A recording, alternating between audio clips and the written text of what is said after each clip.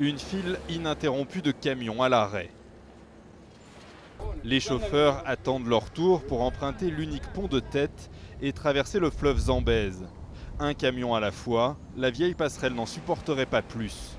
Conséquence, les délais s'allongent. À chaque fois, on attend 3 jours. Il y a beaucoup plus de camions ici qu'avant. Plus de camions car autour de tête, on creuse, on déblaye, on rase pour aller chercher l'or noir que la ville cache sous ses pieds.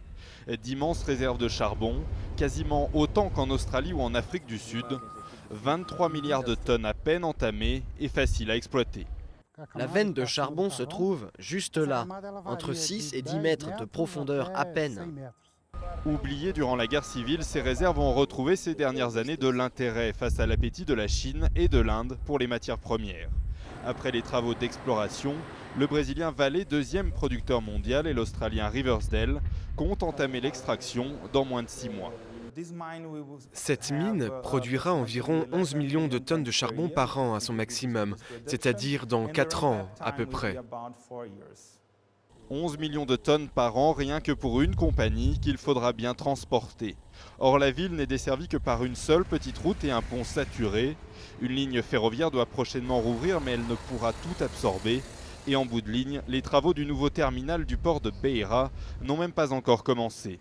Comme le reconnaît Leon Fanoe, manager de la mine de Riversdale, c'est là le vrai sujet d'inquiétude.